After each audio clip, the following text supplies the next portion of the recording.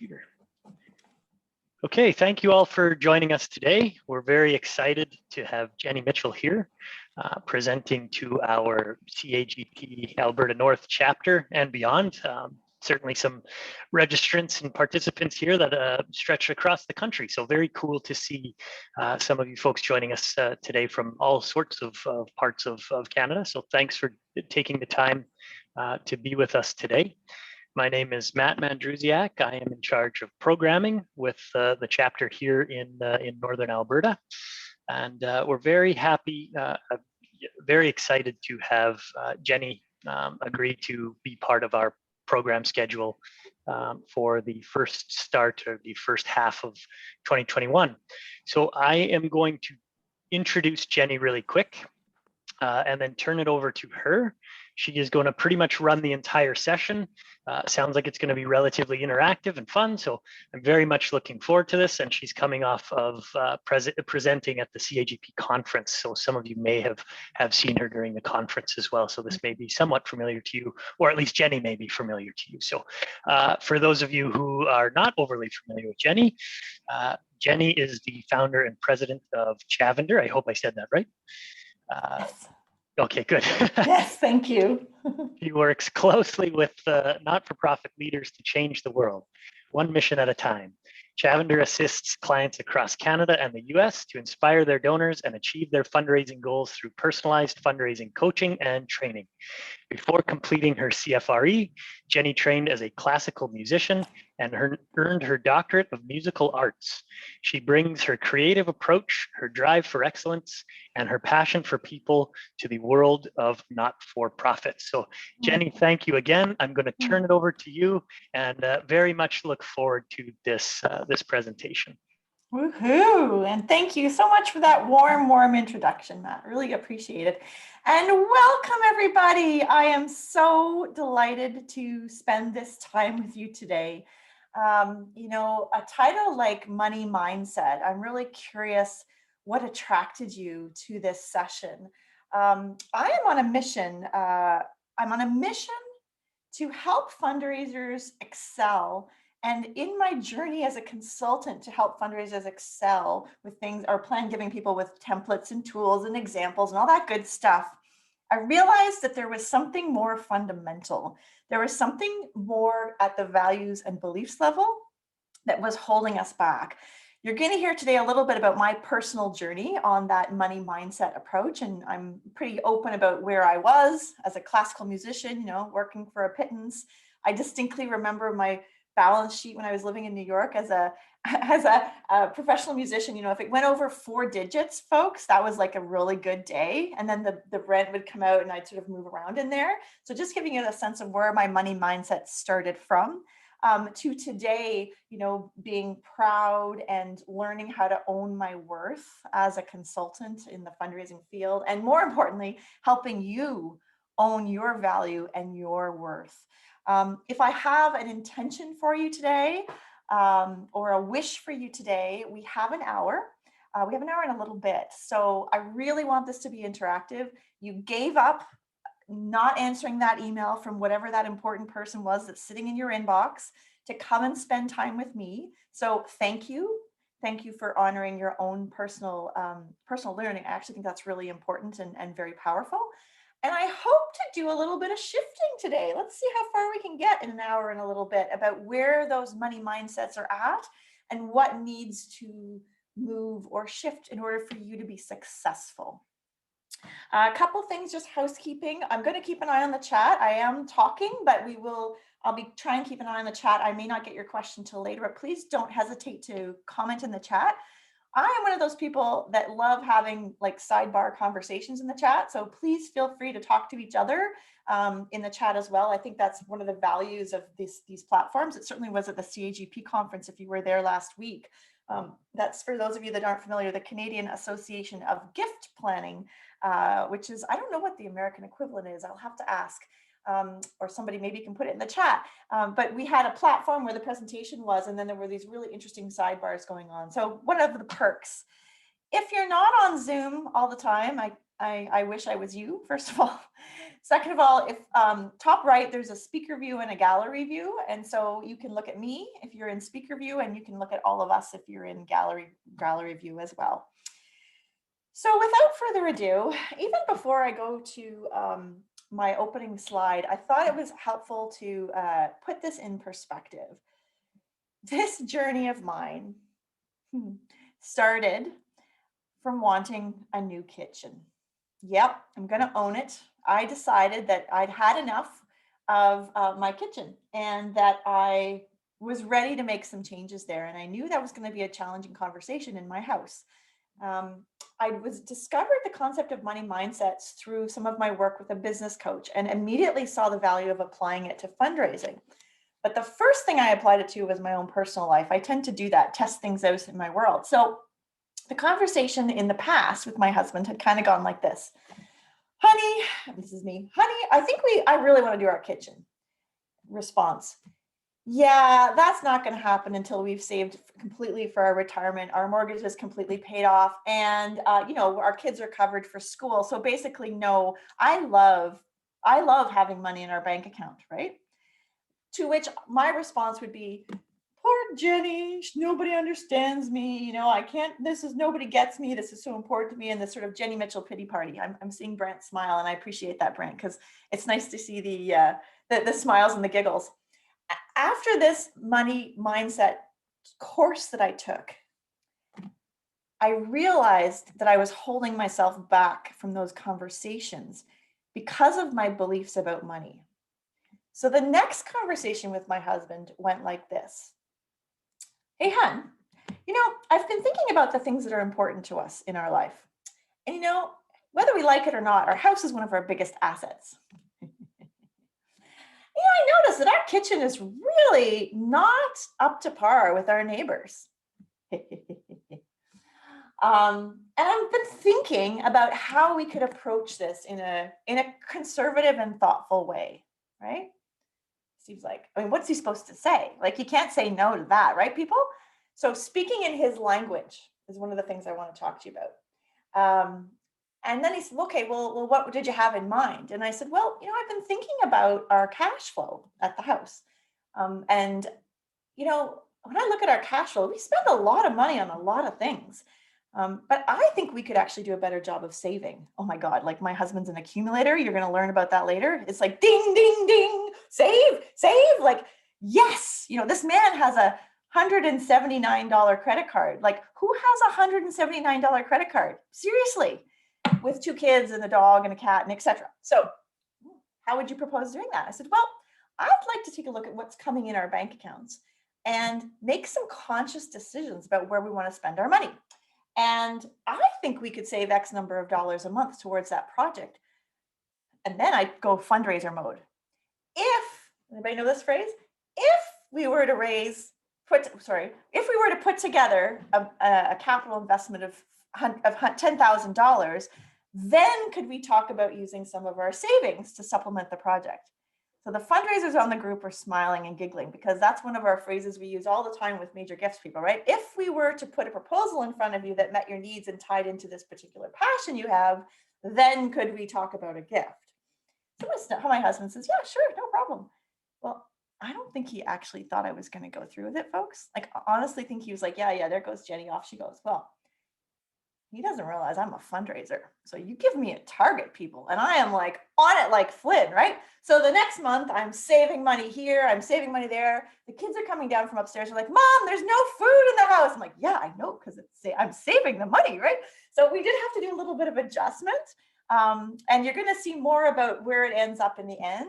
But that is the beginning of my money mindset journey. And can you see how my scarcity was really affecting my ability to ask for what I was worth, to ask people to have a conversation about meaningful things like endowments and $100,000 million gifts and all that good stuff. So I was owning my own, starting to own my own relationship with money. All right. So as I go to my first PowerPoint slide, I just want you to start thinking about what kind of language comes to mind when you start thinking about money. Is it a positive thing that you think, or is it a negative thing that you think? And I've got some examples here that I think will help you with that process. So let me see if I can get to the first slideshow. Here we go. Okay, so I'm going to go slideshow, and I'm going to go, and I'm going to just talk to you the whole way because that's what I do. All right, overcoming limiting money beliefs that to raise more money than you ever thought possible. This is not hooey. This is not hoo-ha. This is not like crazy universe stuff. And I can speak from experience that when you open up yourself, your shop, and your organization to receive money from donors, from the universe, from wherever, from those crazy 50-50 lotteries. Can we talk about like the CHEO lottery? Children's Hospital in Eastern Ontario just raised $1.4 million for children's health in Eastern Ontario. I don't buy lottery tickets as a rule, and I bought one. So just a good example of like how when we let the universe feed our abundance, abundance begets abundance. Now, if that sounds too woo-woo for you, I want you to keep an eye on that thought. And at the end of this presentation, I'd love to have a check-in with you about that. So here we go. Next slide. This is not my kitchen. This is what's going to become my kitchen. Just wanted to show you a before picture, those beautiful new hardwood floors. And to me, when I look at this space, it's just completely possibility. There's so many options and possibilities there.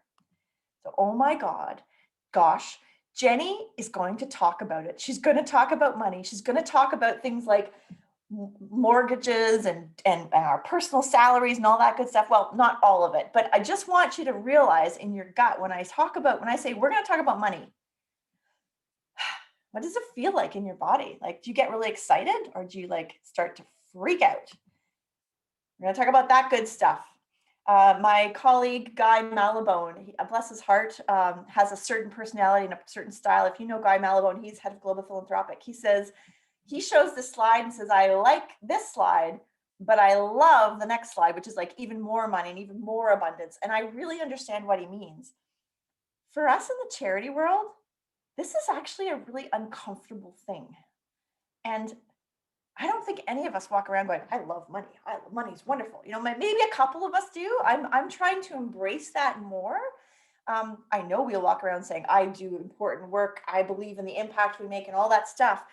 But if we're the ones that are needing to lead our donors into these conversations, I believe we have a responsibility, and this is a soapbox for me, to own our own relationship with money. Because if we don't know what our blind spots are, how are we going to serve our donors? If we don't know our blind spots about money, how are we going to serve our donors? And we're not. And I would say that many of us come to this field not because of the money, right? We come in with this martyr approach. And I don't mean that in a negative. We do the work because it matters to us and it gives our life meaning. But we've got to be able to shelve that stuff and talk to people who come from different socioeconomic spaces and all sorts of things to have real conversations with them and to be comfortable. So money, I suggest, I think is more intimate than sex. I mean, let's have that for fun in the chat. How many of you have shared your mortgage rate with a friend? Yes, no? I'm just curious. This is like a testing zone for me. Let's see, I can go to the chat here. Nope, yes, totally would now. Totally would now. Okay, yes, no. Yes, good. I'm loving this. Not me. Yep. Do you want to know? No, it's never been a conversation we've had. I would though. Yeah. So it's a really great example. We've got 50-50 here. How are we not supposed to? So okay, I'm going to go on another soapbox. This is like my favorite topic, you guys. So you're going to have to deal with my side tangents. Financial literacy. I'm not going to go all the way down there, but I'm a big believer that part of the systemic inequalities we have, and CAGP, I got to give them credit. They really dove into the tough stuff last week at their conference. Was it last week, 2 weeks ago? The inequity in understanding of finances is one of the things that's holding us back. I give kudos to community foundations and all those folks that are doing some of that work. But it's still a very taboo topic, money. And we tend to do what our parents did or what the way we were raised, unless we make a conscious choice. So let's talk about this. There's me. Pretty cool outfit. This is my Wonder Woman costume. Just want y'all to know. That is my homemade fascinator up there. You know, fascinator, you know.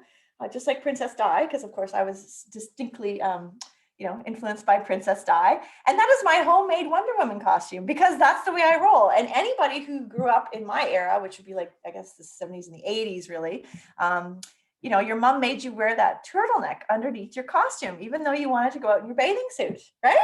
And I'm playful and joyful with this, but when you look at kids, they don't have any of these money mindsets and money hangups. Like, we just are. And somewhere along the way, I'm just going to flag, I become this, right? So when I look at this picture, this is probably grade 8, grade 9.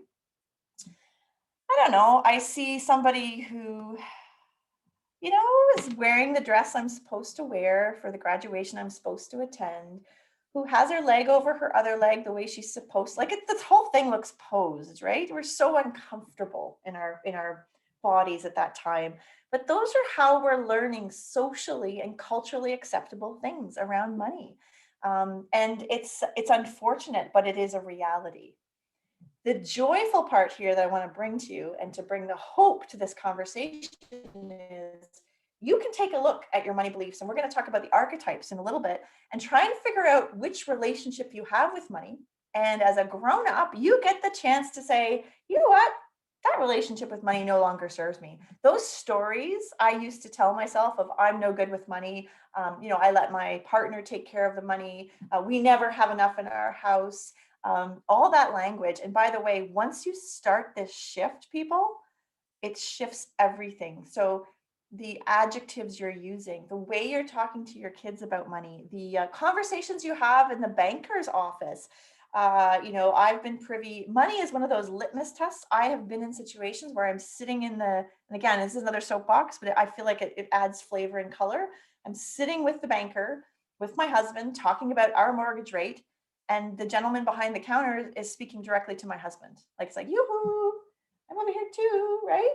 So my point about that story, it just is. Like, there's nothing, he's not doing it on purpose to piss me off, although I really don't appreciate it. But I get a chance in that moment to show up with my, of course my husband should deal with the money, or my spouse knows all this stuff or whatever. And I can say things like, could you tell me more about that? I'd like to understand more. How does this relate? So that curiosity can kick in, and that confidence in learning around money mindset. All right, enough with the side tangents. I'm going to go to the next one. I want to see what the chat says. So I'm going to the chat. Laura Ashley! I love it. I can feel those shoes. Thank you, Chelsea. They're so uncomfortable, right? So I want you guys, to go to menti.com. And yes, Jenny is asking this. And yes, this is anonymous, okay? And put that code in, 6892-5148, okay? And it'll give you a range for your monthly mortgage payments. So you guys go ahead. And in a minute, I'm going to stop sharing and we're going to have a look at those mortgage payments. If I was in person, this is really fun because everybody gets really uncomfortable and they have to bring the little sheets up to the front and they're like, tee, and my message here is, it's just a number of people, right? But we have so much loaded emotion to how much we pay or how much we don't pay for our mortgage. Really great points. And that relates to, has anybody ever heard, oh, I'm just not that kind of donor, right? Like, they don't see themselves as that kind of donor, or oh, I'm not the kind of person that leaves a legacy gift, or all of those sort of stories and emotions attached to money. Okay, here we go. I'm going to stop sharing. Let's see if this works. This is the moment where perhaps you lose the entire group of people. Okay, Jenny. So here I go. I'm sharing screen. Stay with me. Oh, that's not going to work. Escape. Hold on. I can do this. We can do hard things. Hold on. I guess it's because that's open. So let me go to this. Aha. Okay, hold on. Aha. Hold that thought. I know the suspense is killing you. Are y'all really just crazy curious? Here we go. Ta-da. So look at that. Very interesting. So how many people feel really weird and icky right now? How many people feel weird? Nope. Not weird. Okay, good. So I do this exercise just to show you that I'm just looking at what folks say. No, good. It just is a number. Fantastic. I love those statements. And if you're feeling like really bizarre, one of my favorite stories or one of my strongest memories is when I was a kid asking my uncle at the dinner table at Christmas, huge table, 3 brothers, and saying to Uncle Robbie, yeah, how much money do you make a year? And to which his response was, not enough, right? And the whole table laughs.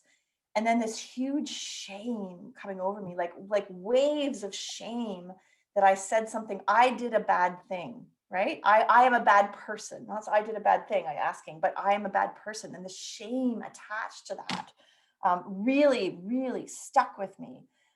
So this is just a number. And look, we have some folks that have, mortgages for you guys are, if I did this in Toronto, the whole thing would probably be skewed to the right. If it was Vancouver, it would probably be skewed even more. This is just the pool that you're working in as donors and as the people in your world. So I'm going to go back to the other one. Okay, we survived. Yeah, and I see some good for yous, which is also wonderful that we're celebrating each other's successes. That's fantastic. So we survived that one. So the next question is, here we go with the fundraiser money tango. And I do it like this because it's way more fun than saying it calmly. And it looks like this. Moves mission forward, size of the gift doesn't matter. It's a tool that helps people feel better about themselves. Feels like they're contributing. It's just good that they gave it all. The amount doesn't matter. Money is power. Those who pay get a say. Money isn't important. Impact is important. So I can read these through, but just take a minute. And I want you to, I was thinking of this as a learning opportunity.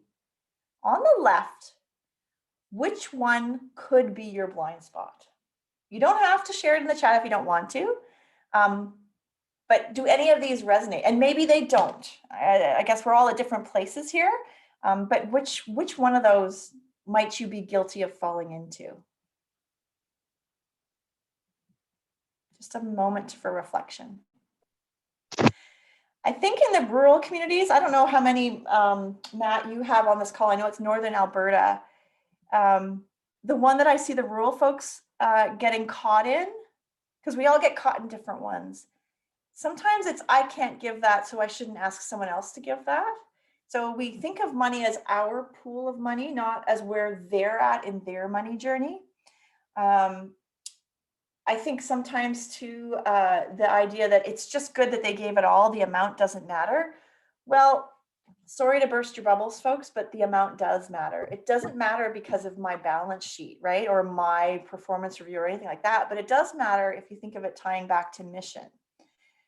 Usually right about here, I get a lot of objections about, well, Jenny, are you just advocating for us to go keep asking and asking and asking haphazardly and not respecting the relationship and all those things that we kind of pride ourselves on? When that language comes into your head, when that ticker tape starts, from now on, now that you've been in this presentation, I want you to check in with yourself. Interesting that I'm thinking that, right? Is there something there? Am I afraid of asking? Is there something holding me back? Sometimes it's wonderfully intuitive. Like I happen to know Megan Mack, right, on this call, and she's just a lovely, lovely gem of a person. And I know that she would never want to push a donor out of a comfort zone that they were in. And I can just imagine the beautiful strategies she would create for her donors. But I also think, Megan, I'm picking on you, that it's also our responsibility to look objectively at that donor and ask ourselves, how can they fulfill their mission in the world? And how am I a part of that conversation? So it feels really unfair to not let Megan comment, as I've just picked her right out of the group and whatnot. But I'm going to keep going, Megan, just in the spirit of time, and I'm going to come back. You will get a chance to respond to that. I just want to get to the next slide before we go on. So I'm hoping this money tango is hitting you, is resonating with you, because you almost always get a bit of this push and pull inside the organization that you're working in, right? The senior leadership or whatever see donors as Excel spreadsheets. They see them as totals, as numbers. They really often don't want to do the work to make the money come in. and they don't understand the work that we do. Because they just haven't done it. They haven't sat there. They haven't experienced a legacy conversation with someone, the power of that conversation.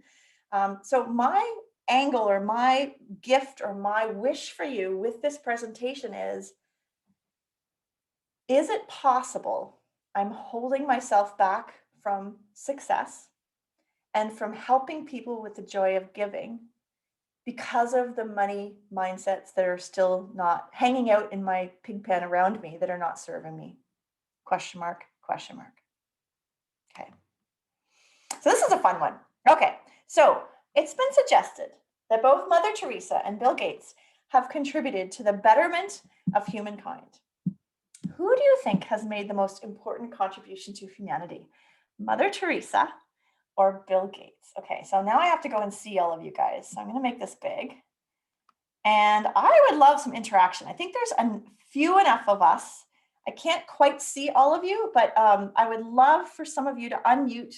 Let's just do it. Unmute yourself and say, it's Blab, and here's what I think. So does somebody want to go first? We'll just do it gracefully. Go ahead.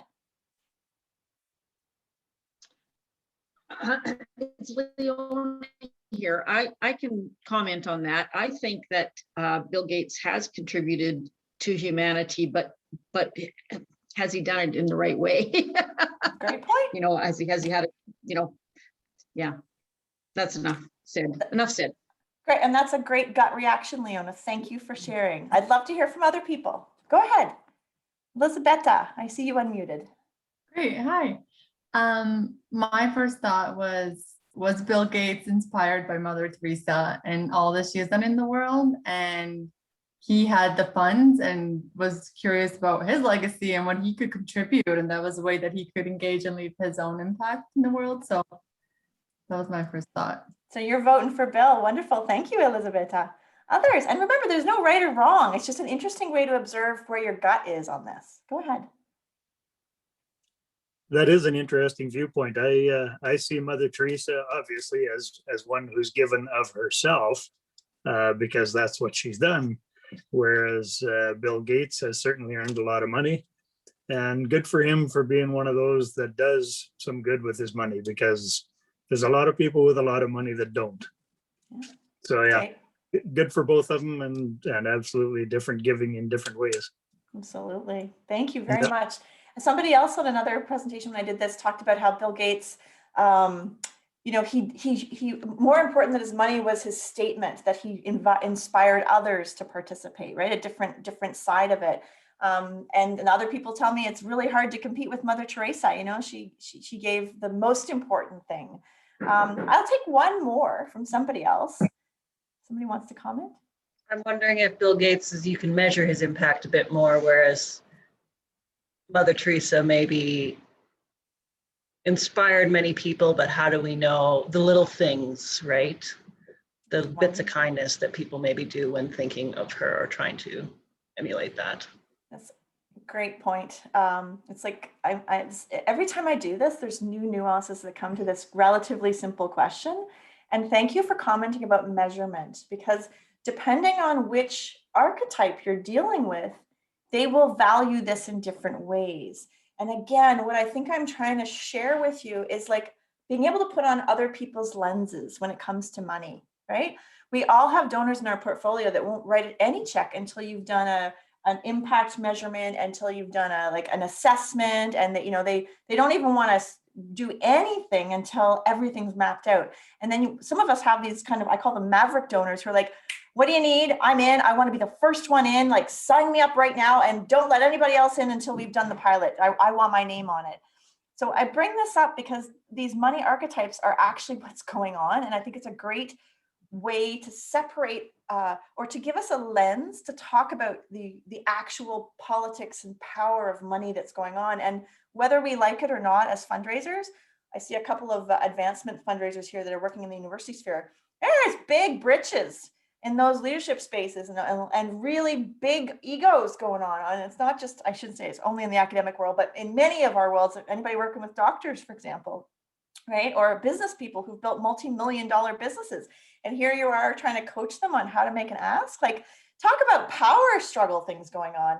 And depending on what they think about Mother Teresa and Bill Gates, you can actually get a really interesting take on where they're going to come from and what they're going to have trouble or challenges with from a fundraising philanthropy perspective. That's a new one. I added that one in today. Okay, so, all right, I'm going to go to a video. I'm going to try this. I want to caveat this video. I think this is really important.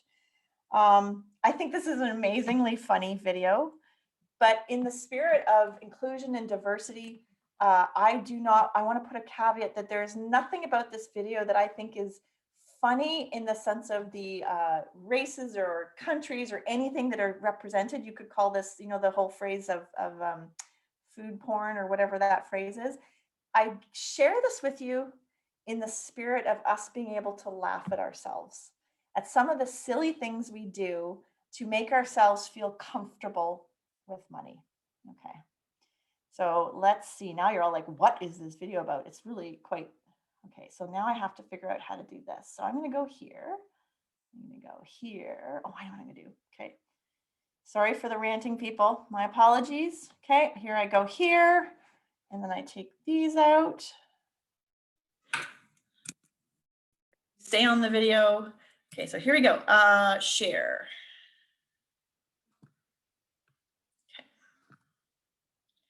Big screen. Okay. And just put in the chat if you cannot hear this when I press play, okay? This is Saturday Night Live. It's called, you know, I've seen that a million times. And I still love it. Oh, okay, hold on. Go back here.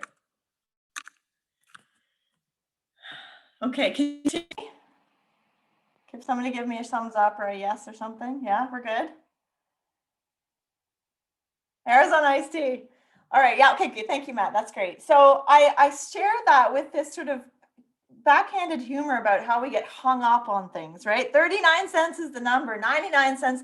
Well, who really, I mean, who are we to determine that number? I think is part of the story there. So I want to continue with this presentation. So if you want to find that, you can just look for 39 cents Saturday Night Live.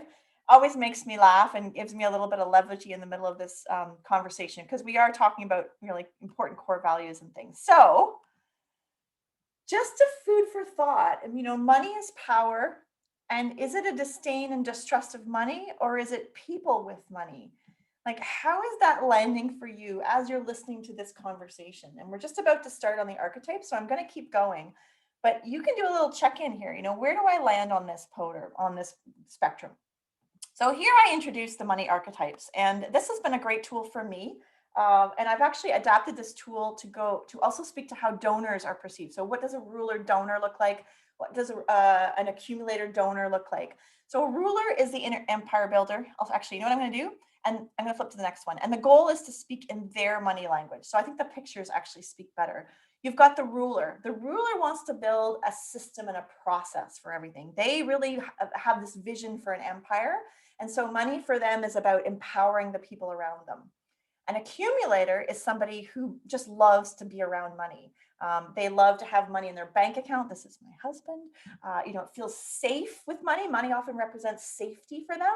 When you think about those conversations around those endowment tables, I don't know if anybody saw the TD, the conversation in the Globe and Mail front page of the business section, I think it was how these endowments and charities need to, and this would be fun for you, Matt, change those disbursement amounts so that we can get, I think it was $4 billion into the economy to support charities. The accumulators on that board are freaking out because money is safety for them. Money in an endowment represents security and stability. And I think that these perspectives help us build rapport and respect with people who don't have the same money values as we do. Alchemists, that's me. So an alchemist believes in the ideas and believes in the power of ideas, really has this weird love-hate relationship with money. Remember, I talked about my kitchen. You know, I hate the fact that I have to pay for the kitchen, but I really have this vision for how it should be and how I want to operate my kitchen. The celebrity is somebody who loves to have beautiful things around them. They're the donor that loves to have their name on the building, and it's just a very joyful thing for them. The weirdest thing you can ever do is offer recognition publicly to an accumulator, Because if you ever notice what happens, the accumulator gets really uncomfortable because that's not what the money represents to them. Can you see that? Versus a celebrity actually believes that by putting their name on a building, they will inspire others to do so. Just a quick aside, I gotta keep going, but gosh, there's so many relevant stories if you start to look at the newspaper. Do you remember the Zuckerberg family had their name on a big building in San Francisco, one of the hospitals, and people wanted them to take it down. And there was this whole backlash against it. Well, my theory on that is that those are different comfort levels on money and money mindset that are actually driving those behaviors. I would suggest it's a lot less to do with Facebook and a lot more to do with people's comfort levels with those kinds of things. And if you are changing and shifting the culture at your organization to become more comfortable with receiving larger and larger gifts, these are going to be some of the weird conversations you're going to bump up against. I call them weird because that's like has no judgment, no good or negative. Got to keep going. The connector. This is the person that naturally builds relationships. Thinks of money as a flow of relationships. This is like the small business owner that never places an ad anywhere and yet is the go-to person for home inspections, right? Everybody knows that Bob does the best home inspections because he values the relationship. In my experience, fundraisers end up usually in the profiles of connector, nurturer, and alchemist. We do end up with some accumulators as well, but rarely are they mavericks, which you can see from this picture as somebody who likes to be bold. They're the person that, bets the bank on the Children's Hospital lottery or whatever. It's really to go way all in. Many of us are not that comfortable. The maverick loves that. Their nurturer is the person that wishes they had enough money for all the causes they care about and is willing to give money almost to a fault, right? So to the point of making themselves destitute. They actually have a pretty healthy relationship with money, but they're incapable of setting boundaries with other people. I can think of some other good examples of that. And then the romantic is, I think, a very misunderstood one. The romantic is somebody who will pay for tickets. I use the example of tickets, some kind of an amazing experience, once in a lifetime experience. They may live life as a very conservative person, then blow the wad on. I remember when Madonna tickets came out, oh my gosh, people are spending $150 on Madonna tickets. Well, for a romantic, that is a valuable purchase. That is to be part of something, to experience something. And so your romantics, of course, are going to be your donors for your galas, right? They love the experience. The connectors are the people you want on your gala committees because they know everybody. Your mavericks are the ones you want for pilot projects for things. So as you're thinking about this, can you see how I've shifted the conversation from about yourself, understanding yourself, to understanding how others would relate to it? So how are we doing for time? Do you guys want to I would love to take 5 minutes and do a money visualization, okay? This might feel very woo-woo for you, but I think it's probably the best way for you to get connected with your core beliefs about money. I spend a lot of time with this in my coaching clients, and I really try and help them sort of get that relationship, but I want to at least get you started.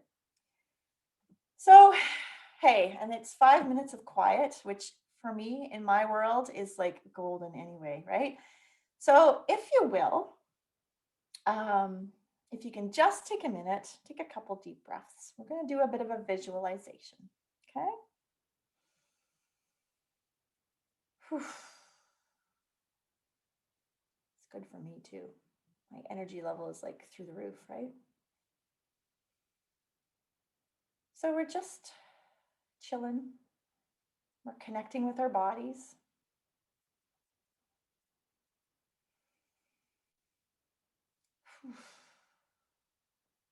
And in a minute, we're going to go on a journey with money.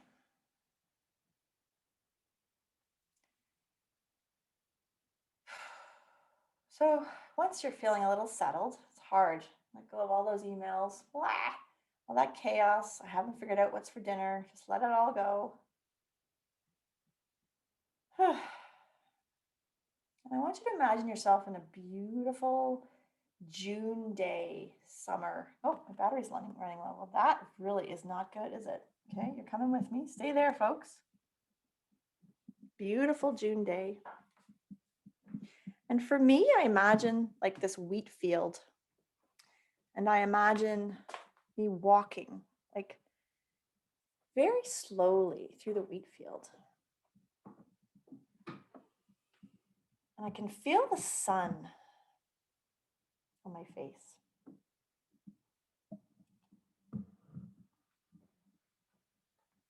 And as I'm walking along, I notice that the path is used before. So there's been other people down this pathway.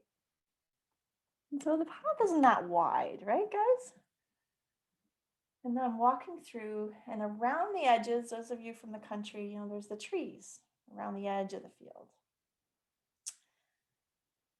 And as you're walking, now I'm going to introduce money as a person. So now money is actually walking beside you on this little path. And the point of this exercise is just to observe.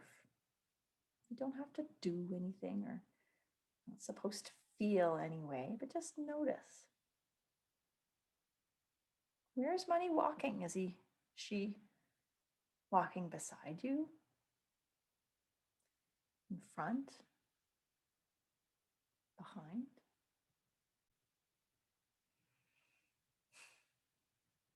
Does money have a smell?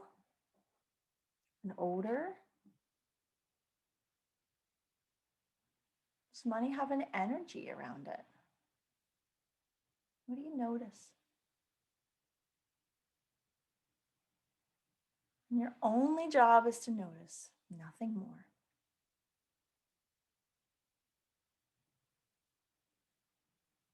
What color is money? Is it big, small?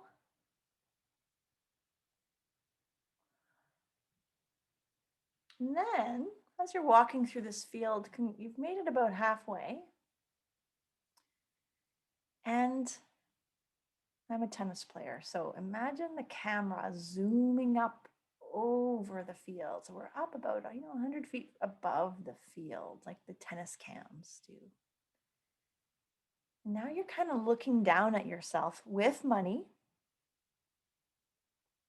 What do you notice? What do you feel?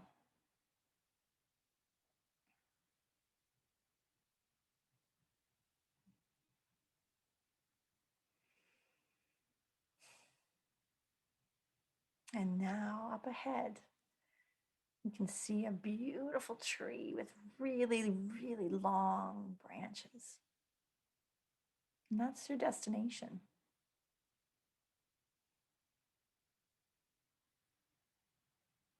So you zoom down, you and money, back into your path in the field.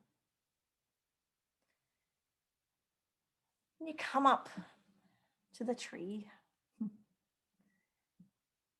you sit down underneath it. Where does money sit? You can sit back against that bark. What's money doing? And how do you feel about money?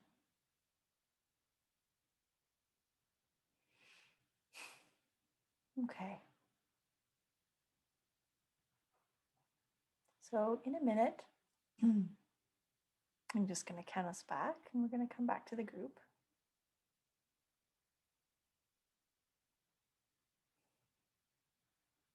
Just take a notice of how you feel, what kind of a relationship that is, just what your gut's saying.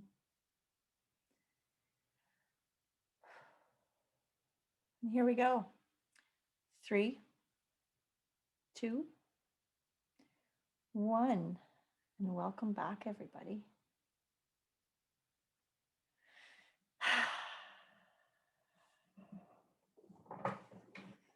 So, how are we feeling?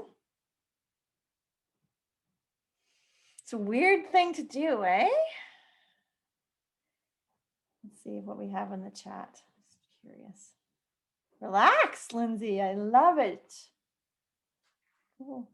I don't have a ton of time to share, but does anybody feel comfortable enough, and no pressure if you don't want to share what you noticed, but does anybody want to come on and share what they noticed for as a learning opportunity for us? No pressure if nobody does. Learn during the meditation, you mean? Yeah. Is that you, Lindsay? Yeah. So I noticed just a sense of calm and a more positive outlook when I was thinking about money. Very interesting. What did money, did money have a form? Some people don't have a form. Some people do. It did have a form. It was actually really funny. It was beside me and it was glowing, like a really positive light glow. And I think just taking the time to stop and create a different vision and different relationship with money, I think that's what was coming through. Very interesting. And am I right? I don't want to put words in your mouth, that there was an energy, right? There's a glow, there was an energy. Definitely an energy. Yeah. And I think it also had to do with the warm day, walking through a field, the sun shining down, like money, this glowing money is right beside me. I mean, what a great vision and feeling. Lovely. I love it, Lindsay. Thank you very much. These are really personal things. I appreciate people sharing. I'll just ask, did anybody have a very strong, go away kind of a feeling, or wow, this is not my thing? Did anybody have a reaction if they'd like to share? And I need to check.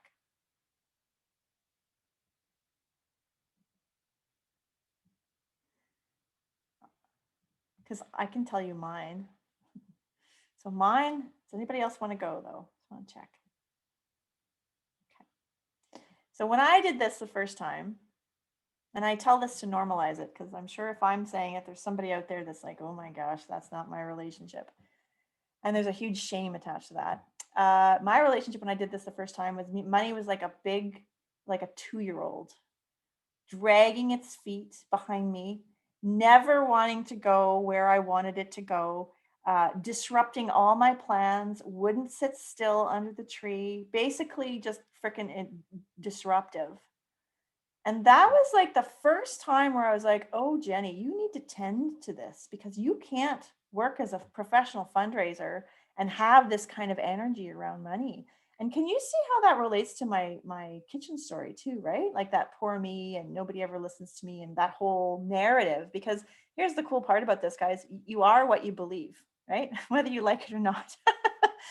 If you think, what did Ford say? If you think you can or you think you can't, you're right. It's something I work a lot with my coaching clients. You know, if you believe the ask is going to be a flop, well, good luck with that, right? If you're open to the possibility of the ask being successful, then yeah, we can talk. So I share that visualization with you. I invite you to go home to your partners. And I think this is beyond fundraising, actually. I think it's like something we could all embrace and bring home to our spouses and partners and kids, and really start talking about the objectivity and what money means to us, because we often don't have those conversations. I think in fundraising, we have a great privilege that way. All right, so I'm going to try and zoom through. We still have many big topics, but this was really, to me, the crux of the what I wanted to get shifting for you is this feeling of your connection with money. The other one I talk a lot about when I coach and when I work with fundraisers, and it seems like it's regardless of where you're at, if you're brand new or if you've been at this for ages, constantly working on our mindset, our fixed versus our growth mindset. I throw this one in just to get a giggle. We are chief visionary officers. We do precision guesswork based on unreliable data provided by those of questionable knowledge. The reality is half the time we're raising money for things we're pretty sure exist, or, you know, like things change, whether you're in a hospital or you're in a university, a lot changes, but we do our very, very, very, very best, you know? And then I wanted to speak to this slide as well. Whenever I have young people in particular, not only young people, but you know, when we're new in the field and we're getting really uncomfortable about, oh my gosh, I'm going to ask for a gift that's bigger than my entire mortgage, or all some of those weird, icky things that happen. Or maybe it's just me that has the weird, icky things. Or I just seem to have a lot of the weird, icky things. Maybe that's why I'm called to this work. Good morning, world. How can I be of service? That has shifted so many people's mindsets. And I hear from people that they post this on their wall and they look at it every morning before they start. So for those of you that are out doing cold calls and whatnot, that might be something that will help you. So just throw out this idea of the mindset, the new psychology of success. It's a fantastic book. I've got some resources at the end. You know, I ask you the question, how attached are you to outcomes? If you were to embrace a growth mindset and find success in learning and improving, not just winning or securing the gift, how would your work be more rewarding? What an interesting topic, right? That idea of possible versus impossible. And just a good check-in with us. We can't control what the donor says. All we can do is set up the environment and the space for the donor to have or consider a conversation. Oh, this one. So I got to sit here for a minute too. Many of you will know that I did some work this year. I've completed my executive coaching to do some real deep dive work on helping people, co-creating spaces for people through executive coaching. And this judger versus learner mindset really hit home for me, and it seems to resonate with people. You know, on the left, you can probably find yourself somewhere in those, right? Jenny Mitchell's is why bother? Nothing changes anyway, right? Eeyore.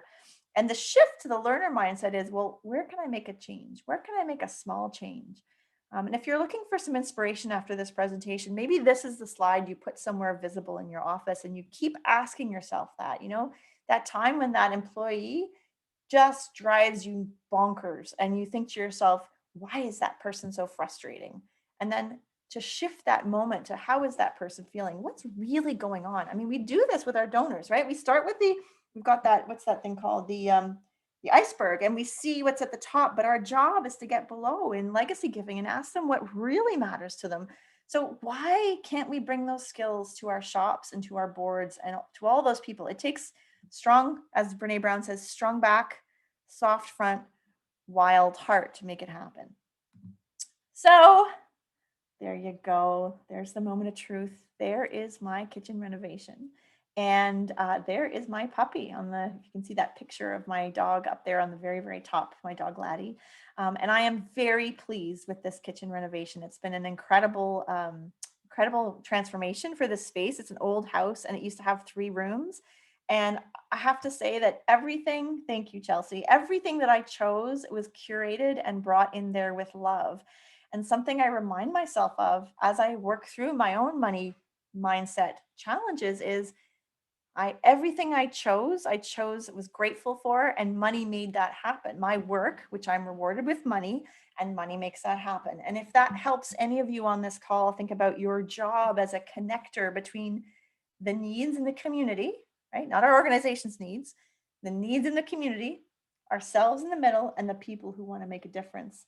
We really are that glue. And if you walk away with the idea that money is simply a tool, and all we're really doing is finding a way of exchange, and money is the mechanism, by taking away all that emotion attached to the money. I'm not saying this is easy. I'm not saying that I don't work on it every day. But this is the place that I've arrived to as a fundraiser. And I'm telling you, it is awesome. It starts to become fearless fundraising. It starts to become joyful. It starts to become about possibilities. And the money kind of just flows, right? When you focus on the right things. And I know that sounds really woo-woo and cheesy. And I know that think of that fundraiser tango thing. If I like to think of the tango when I'm in a situation with my organization, when something feels funny or something feels off, it gives me a bit of a template or an anchor to understand what might be at play underneath what's actually going on. And that's something I learned through my executive coaching program too, that what you think, we often tend to the behaviors of the person, right? Or the donor or the boss, but to understand the values, the motivations underneath, and the beliefs that are driving the behavior is actually a way more effective way to work on this planet. So I think, oh my goodness, there's more. I have a very quick comment about wealth, and then I want to get to your questions because I think many of you will have questions. So I just wanted to define the word wealth. You know, what does it mean to you guys? So let's put it in the chat because it's usually a very loaded conversation. Put it in the chat what you define as wealth. Oh yeah, and somebody said here, don't say I can't afford it, say how can I afford it, right? Having options. Okay, wealth, having options and choices. Freedom, Chelsea. You bet. Lots of our donors attribute wealth with freedom, choice, abundance. What are the words for wealth? What other words come to mind for the word wealth? For me, it's about wealth isn't only a monetary thing. Yeah, free time. Yep. It's also a sense of well-being, right? Abundance, having enough of things, which for some of us is really hard when we live in a place of scarcity. One of the things that we often do is we commoditize time. Ooh, I could go on a total sidebar on that one. Providing for others, confidence in making expenditures that matter without sacrificing. Nicely put, Sherry. Yeah, I was just typing that. Wealth spans beyond dollar amounts, Mats. That's right. So just some really good languages for us to remember what the word wealth means, and keeping an eye on the pie, because one thing I've realized even in my personal life, what I think of as wealth and what my partner thinks of as wealth are often two very different things, right? Wealth for me might mean the ability to travel, but for my husband, it's having X number of dollars in the bank.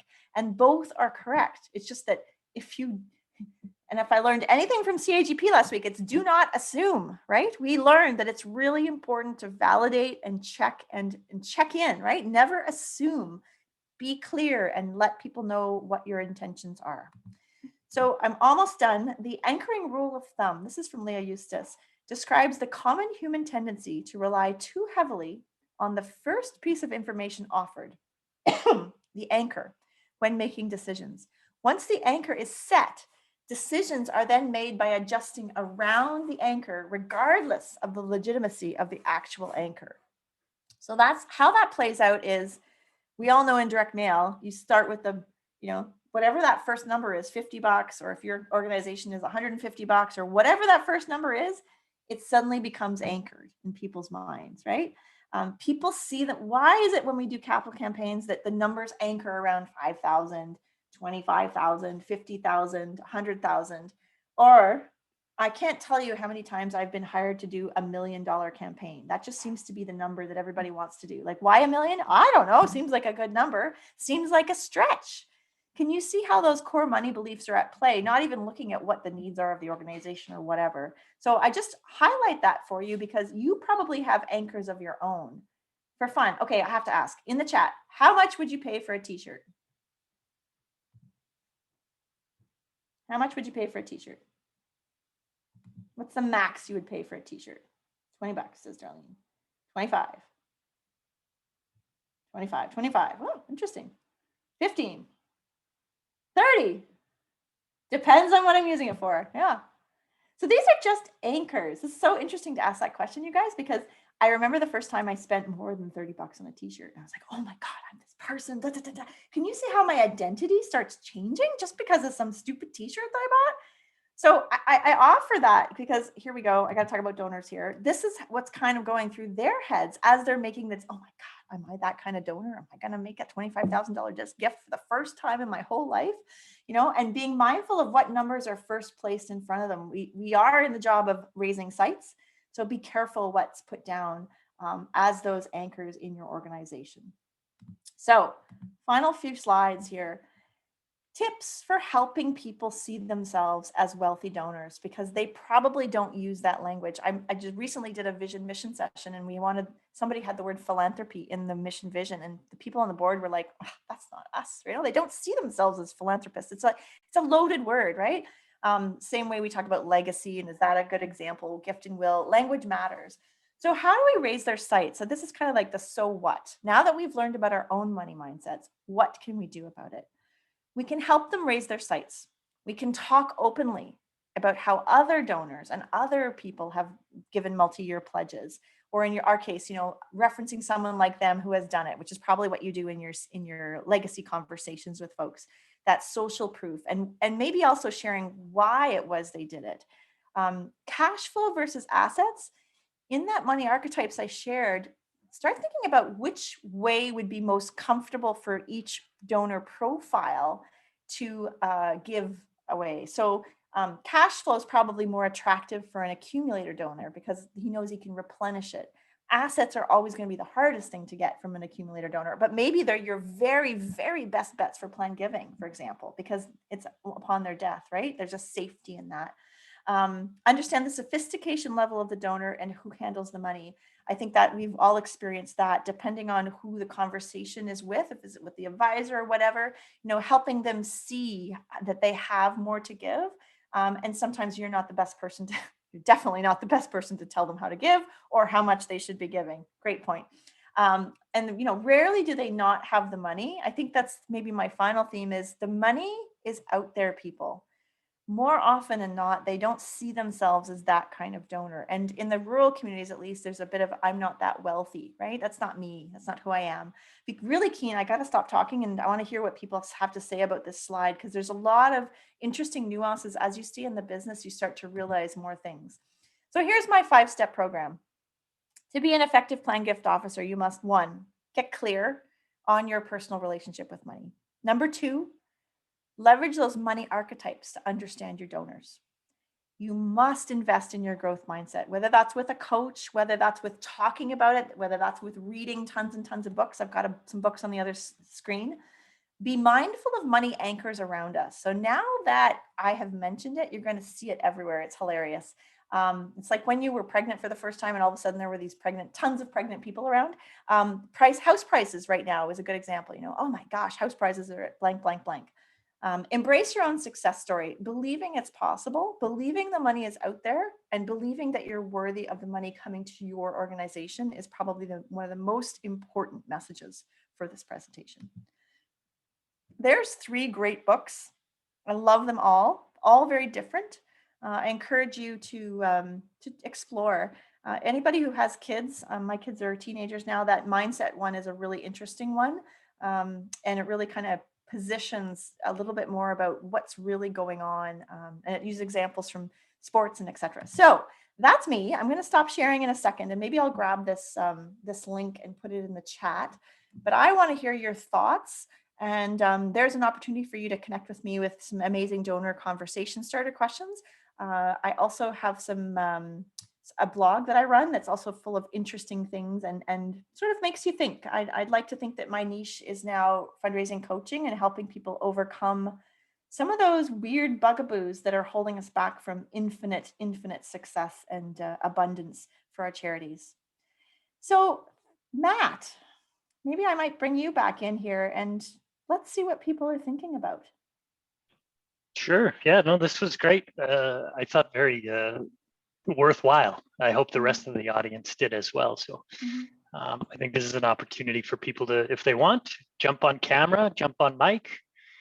We've got some time to answer some questions and share some thoughts. So yeah, feel free.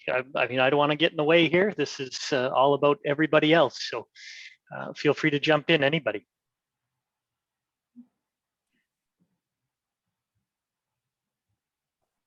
And don't be shy. I don't bite.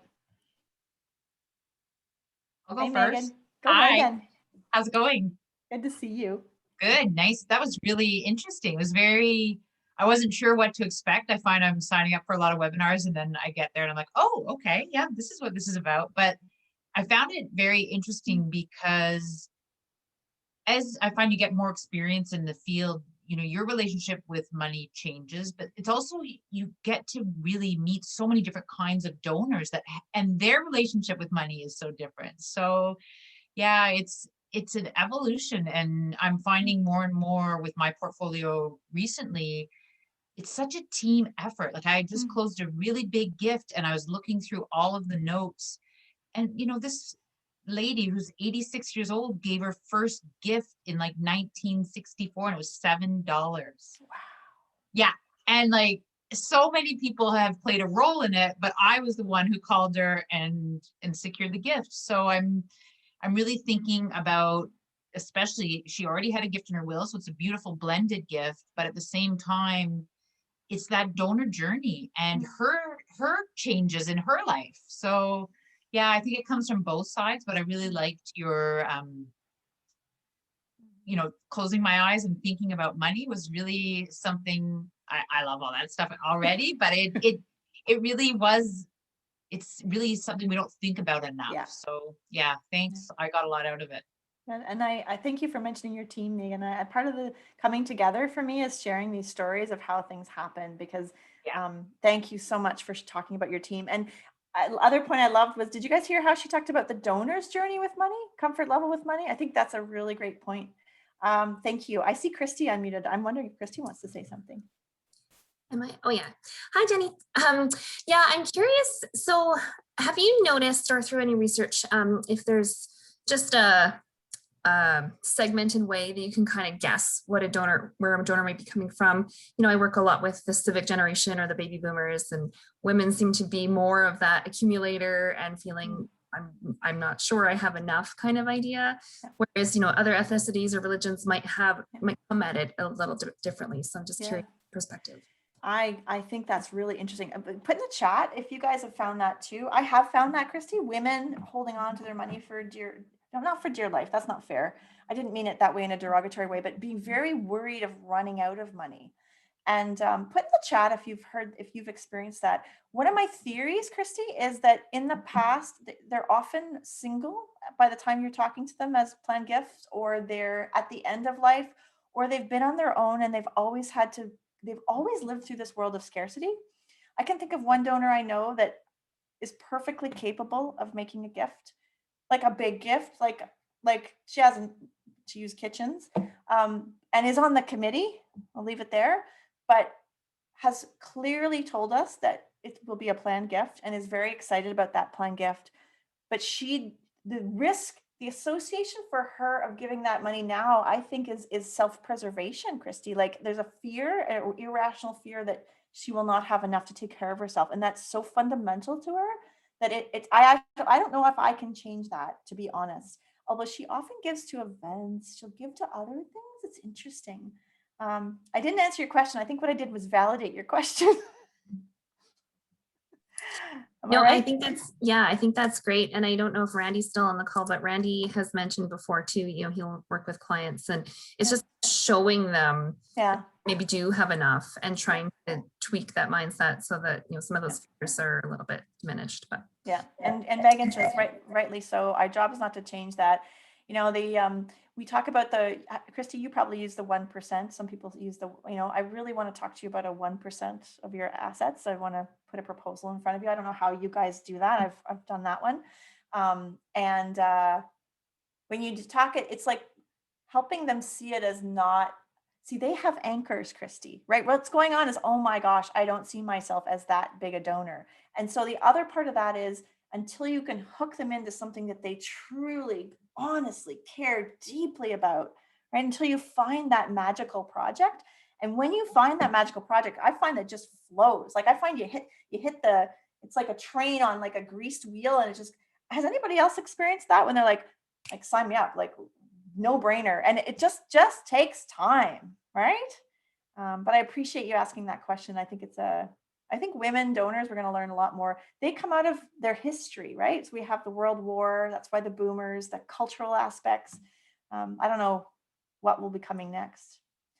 Other questions? Thanks, Christy. Great comments. Big thinking. Okay. I could talk about this all day. So I just want to say, like, please feel free to email me. I'm jenny@chavender.com. I see one of my colleagues, Sherry, who works out west with me a lot. It's really great to see her here, and so excited for you guys to come in and be brave and kind of explore this topic. You are not alone. We are going to have more of these kinds of conversations, and we're going to have to understand this milieu more as we build into the next 10 years, 20 years of fundraising, because if you're talking about being efficient, I believe this is a path to efficiency for us. Maybe I'll pass it over to you, Matt. Well, thank you again, Jenny, and thank you to everybody who joined us on the call or on the, on the presentation this afternoon. We are still recording, so I do plan on setting up the recording on our chapter YouTube page.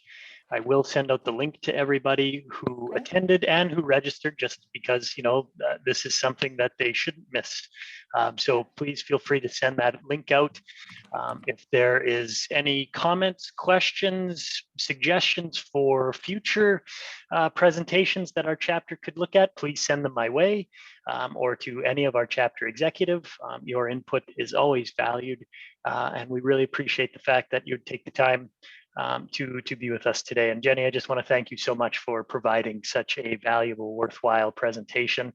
I know I'll be going back and reviewing the video a couple of times, because you've touched on some really great things, and sharing, certainly going to share this with my team about how we move some of our conversations forward and some of our thought process around gifts. So thank you so much for being a part of this. And maybe I'll just turn it over to you really quickly for any final wrap up comments. Yeah, so I just put in the chat there my 21 conversation starters that helpful. I also do a money archetype assessment, which is a very interesting experience for any of you that want to know more.